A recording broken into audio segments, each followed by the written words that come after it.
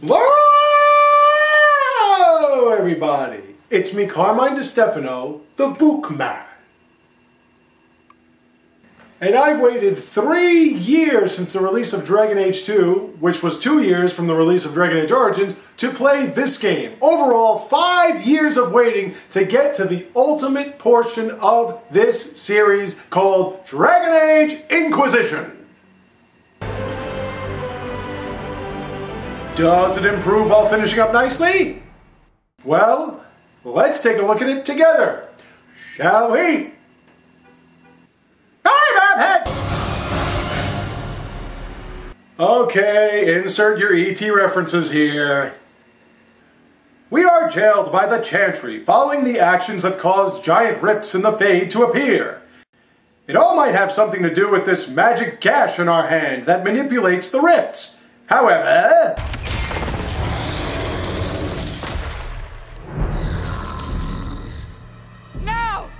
many don't know if we are a heralded savior or a fucking criminal. That is when Cassandra takes charge. As of this moment, I declare the Inquisition reborn. Time to spread the word and get everyone on board. First, it's to Varayal to plead our case to the Grand Cleric. However, Seeker Lucius and his Templars think otherwise. We deserve recognition. Independence. You have shown me nothing, and the Inquisition, less than nothing. Ah, fuck you bastard! Also here we meet...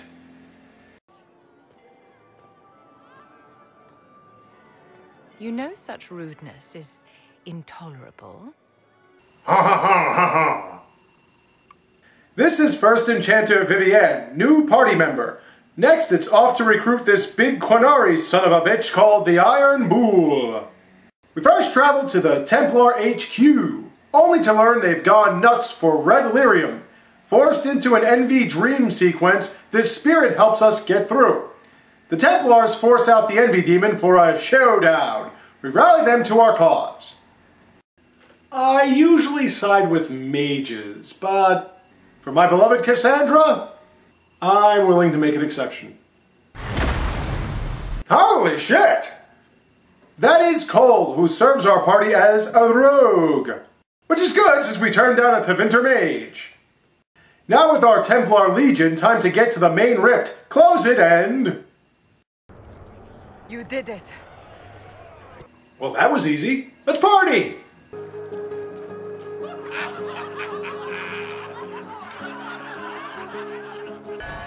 Forces approaching! To arms! No, man! Party! Our friend Dorian says Tevinter Mages march, led by none other than... Gurna! Exalt the Elder One.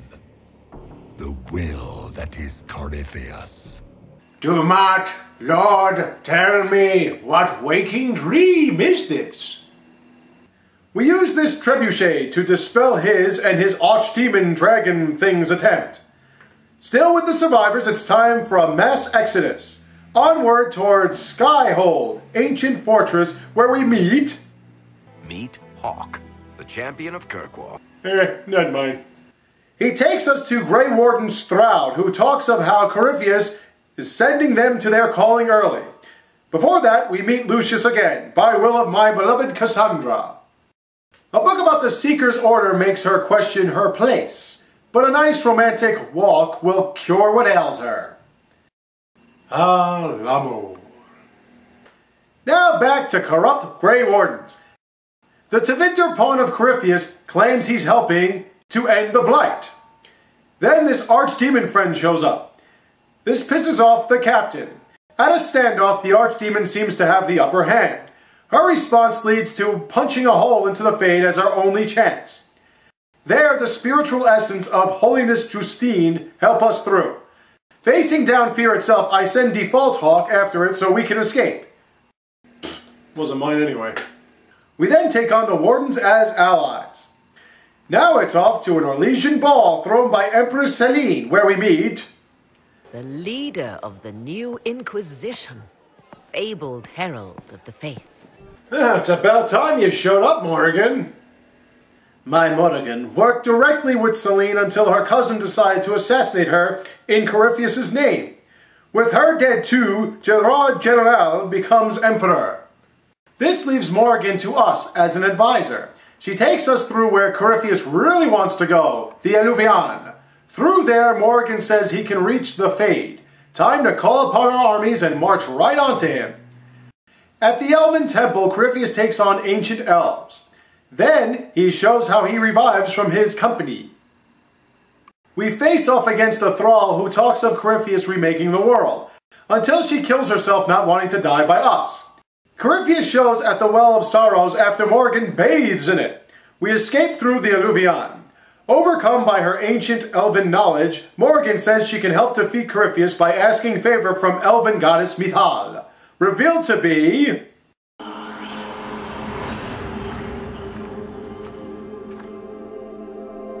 Mother. Ha! Yeah. Flemeth, all these centuries, has held the spirit of an elven goddess inside of her.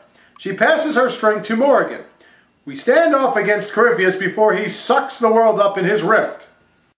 Defeat him and his dragon, close the rift, then send his ass back to the Fade.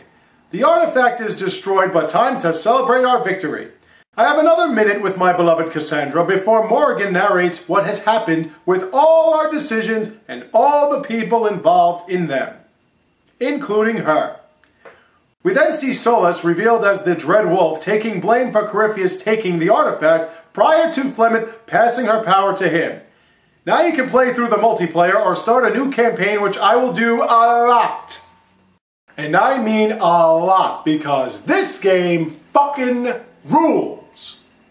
BioWare knows epic lore and how to finish by paying respect to their stories. Every character reveal was more than a cheap cameo. How they always find a huge place for what seems to be minor characters blows me away. Though I know this is it, I need more. I need to see what happens next. Give me DLC or something. That's amazing because rushing through this game, it still took 40 hours. I put it on casual, went through as much as I needed, and still went for 40 hours. There are many maps, all with different looks and incredibly vast. The amount of side quests is amazing. Simply building up Skyhold or learning specializations can take up a chunk of time. The inventory system and level ups are simplified, keeping you from wasting tens of hours sifting through shit. The War Room features a nice change of pace as power grants major plot points, perks give you item holds, upgrades, and other improvements you'd have to buy ordinarily, and gaining gold, influences, and items sending forces out is a good, easy bonus. The new characters were all likable to say the least. They really show a different side to what we've known. A mage who wants the circle, a Tevinter aristocrat not looking to enslave everyone, a spirit manifested. It was all rather interesting and expanded Thetis. Romance opportunities are abundant. You can flirt with anyone. The approval system is hard to track until you notice everyone reacting to you one way or another. Decisions really seem to hold weight and you feel the enormity of your actions. I do have to say it takes a lot of getting used to. The combat and horse availability is very Elder Scrolls Online, though I still don't know how to gallop. You can strategize, but I never do. Upon saying that, do not play this game on last-gen consoles unless you have no choice. All importing is done through DragonKeep.com, not your hard drive like Mass Effect. The long loads, choppy animations, terrible breaks in dialogue all appear to be the 360 trying to keep up. There were delays in sound effects, character rendering, and tremendous hiccups in non-playable character appearances and disappearances. BioWare is not known for its polish, but I'd like to try it on new gen. None of that stopped it from being one of the most thrilling gaming experiences you could ever ask for. Overall, you can spend a whole week playing through this game and still look forward to the next playthrough when you change all your decisions up and have a totally different playthrough. Thank you all for watching. I have more for you soon to come, so stay tuned, take care, and have a great day.